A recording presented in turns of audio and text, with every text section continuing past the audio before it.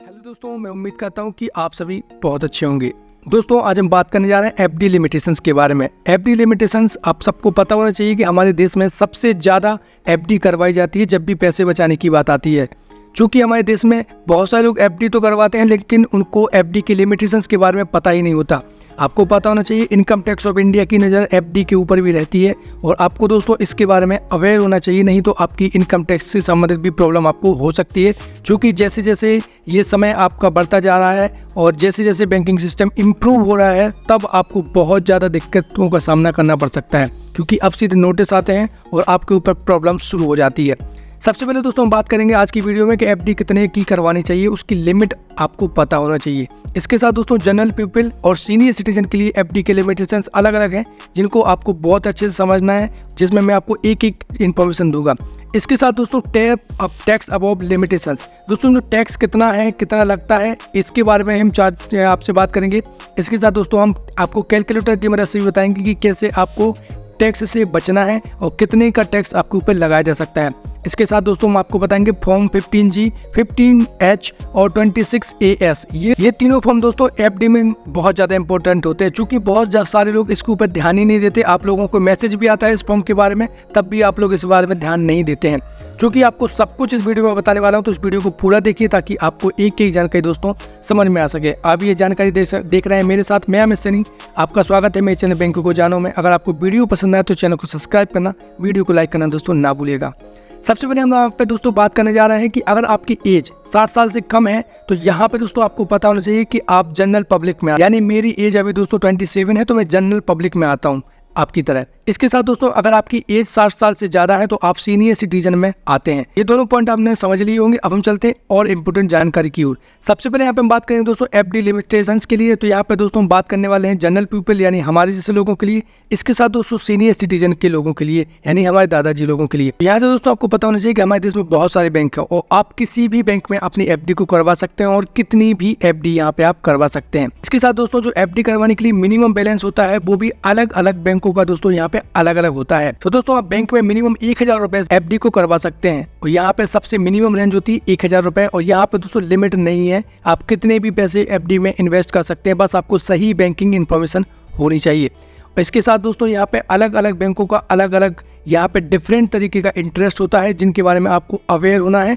और आगे की इन्फॉर्मेशन को बहुत ध्यान से यहाँ पे दोस्तों यहाँ पे आप देखना है। अब यहाँ पे दोस्तों हम बात करने वाले हैं एफडी के लिए इनकम टैक्स के क्या रूल हैं और एफडी में इनकम टैक्स किस प्रकार से आपको इंटरफेयर करती है। यहाँ पे दोस्तों बताया गया है कि जो भी आप अपनी एफडी को करवाते हैं, अगर वो लिमिट से क्रॉस हो जाती है तो उसके ऊपर भी टैक्स आपको देना पड़ता है। यहाँ पे दोस्तों हम बात करें कि यहाँ पे टैक्स आपको किस हिसाब से देना पड़ सकता है, तो यहाँ पे सीधा सीधा लिखाया गया है कि यहाँ पे नॉर्मल पीपल का टैक्स एक साल में 40,000 रुपए से ज्यादा नहीं होना चाहिए। इसका मतलब दोस्तों कि अगर आप किसी भी एफडी को करवाते हैं तो आपका जो इंटरेस्ट है वो 40,000 रुपए से एक भी रुपए ज़्यादा नहीं होना चाहिए एक साल के अंदर, नहीं तो आपको यहाँ पे टैक्स देना पड़ सकता है। ये तो हो गई नॉर्मल पीपल की बात। यहाँ पे दोस्तों सीनियर सिटीजन के लिए 50,000 रुपये की लिमिट है। अगर आप 60 साल से ऊपर है और आपने एफडी करवा के रखी है तो यहाँ पे दोस्तों आपका जो ब्याज है वो 50,000 रुपये से ज़्यादा एक साल में ज़्यादा नहीं होना चाहिए। अगर ज़्यादा है तो आप इनकम टैक्स के दायरे में आते हैं और आपको दोस्तों टैक्स देना पड़ सकता है। अब वो दोस्तों टैक्स कितना देना पड़ सकता है, तो यहाँ पे आपके सामने लिखा गया है कि जब भी आप अपनी एफडी को करवाते हैं और आप अपनी लिमिट को क्रॉस कर देते हैं, नॉर्मल पीपल 40,000 और सीनियर सिटीजन दोस्तों यहाँ पे 50,000, तो यहाँ पे 10% आपके इंटरेस्ट के तौर पे आपको देना पड़ता है इनकम टैक्स को। इसके साथ दोस्तों अगर आपका पैन कार्ड अवेलेबल नहीं है, अगर आपका पैन कार्ड नहीं है, आपके पास गुम गया है या फिर दोस्तों आपका लगा ही नहीं था, तो आपको 20% तक का टैक्स आपके ऊपर लगाया जा सकता है। तो आपको पैन कार्ड जरूर अपनी बैंक को देना है। अब हम चलते हैं दोस्तों कैलकुलेटर के ऊपर और आपको बताते हैं कि आपकी लिमिट्स कितनी है और आपको किस बातों का ध्यान रखना है। यहाँ पे दोस्तों मैंने ओपन कर लिया है FD calculator. FD calculator open करने के साथ ही मैं आपको और इम्पोर्टेंट जानकारी देने जा रहा हूँ। वो ये है दोस्तों कि यहाँ पे बहुत सारे लोगों के डाउट रहते हैं कि सर मेरे पास एफडी तो है, लेकिन मेरी जो एफडी है वो एक ही बैंक में नहीं है दोस्तों कि 5 लाख की है या 10 लाख की है। अलग अलग बैंकों में उन्होंने इन्वेस्ट करके रखा है, किसी में 2 लाख, किसी में 3 लाख, किसी में 4 लाख। तो इस तरीके से क्या उनको भी इंटरेस्ट देना पड़ सकता है? तो दोस्तों मैं आपको बता देना चाहता हूँ कि आपकी टोटल एफडी कितनी ही क्यों ना हो, यानी टोटल एफडी जितनी भी आपकी है उससे ऊपर अगर आपका ब्याज 40,000 रुपए से ऊपर एक भी रुपए जाता है तो यहाँ पे दोस्तों आप टैक्स के दायरे में आते हैं। अब आप बोलेंगे बैंकों को कैसे पता चलेगा कि आपकी एफडी इतनी सारी है, कैसे वो टैक्स को काटेंगी। तो दोस्तों आपको पता होना चाहिए कि बैंक आपसे पैन कार्ड लेती है और वो पैन कार्ड आपके सभी बैंकों से लिंक होता है और उसी के आधार पर वो पूरी जानकारी अपने पास रखते हैं कि आपने कितनी बैंक में कितनी एफडी करवा के रखी हुई है। तो जितनी भी आपकी एफडी है दोस्तों, आपके टोटल एफडीज के ऊपर भी 40,000 रुपये से ऊपर आपका ब्याज नहीं जाना चाहिए। तो ये जानकारी दोस्तों आपको जरूर आपके दिमाग में रखनी है ताकि आप टैक्स के दायरे में ना आए, और अगर आप टैक्स के दायरे में आते भी हैं तो आप उससे कैसे बच सकते हैं वो मैं आपको आगे बताऊंगा।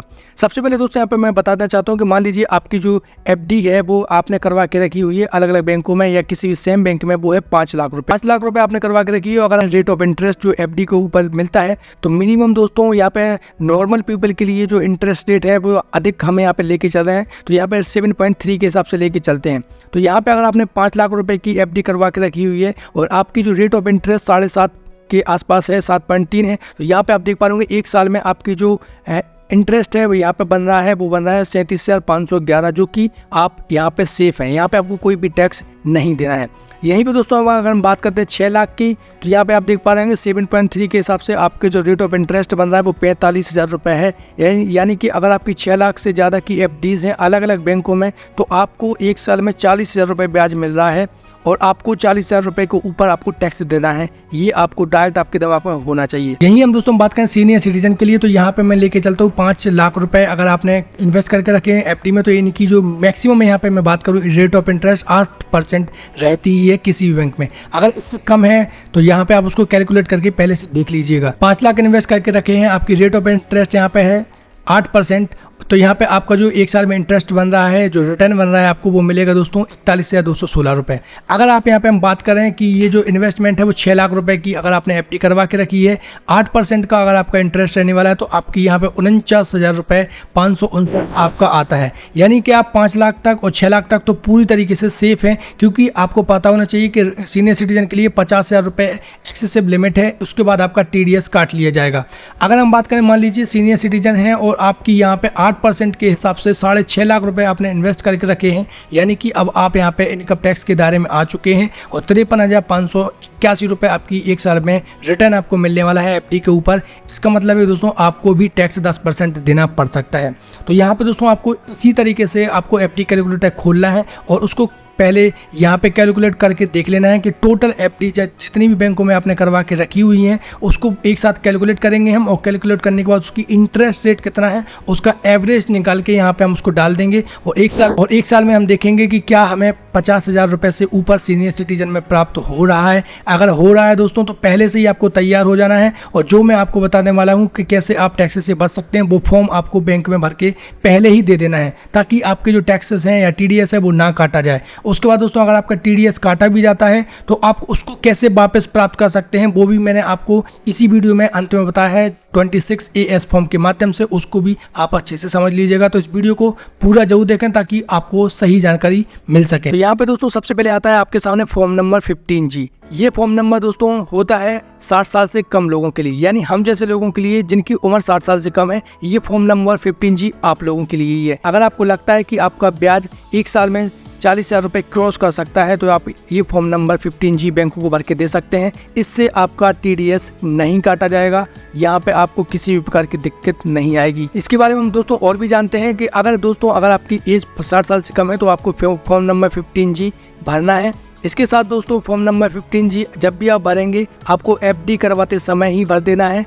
बस आपको कैलकुलेशन करके रख लेना है कि आपकी एफडी के ऊपर आपकी टोटल जो टैक्स लिमिट है दोस्तों वो आपकी एक्सेसिव नहीं होनी चाहिए। यहाँ पे दोस्तों आपको बता देना चाहता हूँ कि एक्सेसिव लिमिट कितनी है, तो वो है 40,000 रुपये। आपको ऑलरेडी पता ही है। जो भी फैसिलिटी यहाँ पे आपको बता रहे हैं फॉर्म नंबर 15G के बारे में, तो ये दोस्तों केवल और केवल इंडियंस के लिए है। दोस्तों फॉर्म नंबर 15G आपको तभी भरना है जब आपको लगता है कि आपकी सारी एफडी को मिला के, कई लोग ऐसे भी हैं दोस्तों कि जो लोग 2-3 लाख रुपए आपकी एफडी के ऊपर कमाते हैं, तो यहाँ पर 2.5 लाख मैक्सिमम है आपको यहाँ पे भरने के लिए। अगर आप 1 साल में 2.5 लाख से ज़्यादा का यहाँ पे इंटरेस्ट बैंक से लेते हैं एफडी के ऊपर, तो यहाँ पे आपको ध्यान रखना है कि फॉर्म नंबर 15G आपके लिए नहीं है। आपकी जो इनकम है मैक्सिमम वो 2.5 लाख से ज़्यादा नहीं होने चाहिए बाय थ्रू एफडी। अब हम बात करने वाले हैं दोस्तों फॉर्म नंबर 15H के बारे में। फॉर्म नंबर 15 जी यहाँ पे 60 साल से ज़्यादा जो लोग हैं उन लोगों के लिए है। यहाँ पे दोस्तों आपको बताना चाहता हूँ, ये फैसिलिटी केवल इंडियंस को दी जाती है कि अगर आपको लगता है कि यहाँ पे आपको जो FD के ऊपर जो पैसा मिलने वाला है वो 3 लाख से ज़्यादा का है, तो यहाँ पे आपको ये वाला फॉर्म नहीं भरना है। 3 लाख से कम अगर आपको लगता है कि आपका जो इनकम है वो होने वाली है FD के थ्रू, तो यहाँ पे आप इस फॉर्म को भर के दे सकते हैं। अगर आप ये फॉर्म भर के दे देंगे तो आपसे टैक्स नहीं लिया जाएगा, आपका TDS दोस्तों नहीं काटा जाएगा।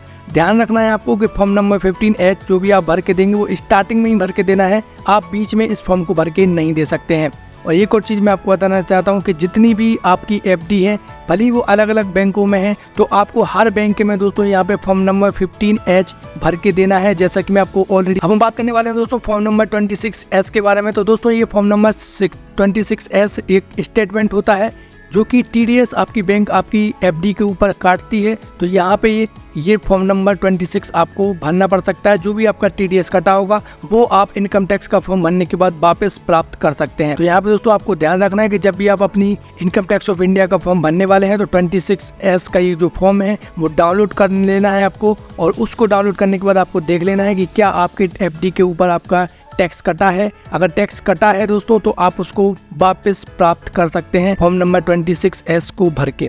तो दोस्तों ये आपको ध्यान रखना है कि जब भी आप इनकम टैक्स का फॉर्म भरें तो आपको इस फॉर्म को जरूर डाउनलोड करना है। ये कैसे डाउनलोड करना है आपको, ये मैं किसी भी वीडियो को आप देख सकते हैं, यूट्यूब के ऊपर बहुत सारी वीडियो है जो आपको बता देंगी कि 26S आपको कैसे डाउनलोड करना है। आई होप दोस्तों आपको ये जानकारी समझ में आ गई होगी। अगर आपका कोई और भी क्वेश्चन है तो आप हमें कमेंट बॉक्स में कमेंट करके जानकारी ले सकते हैं। Thanks for watching this video. मिलते हैं अगली वीडियो में एक नई जानकारी के साथ। आप अपना बहुत ध्यान रखिए। जय हिंद दोस्तों।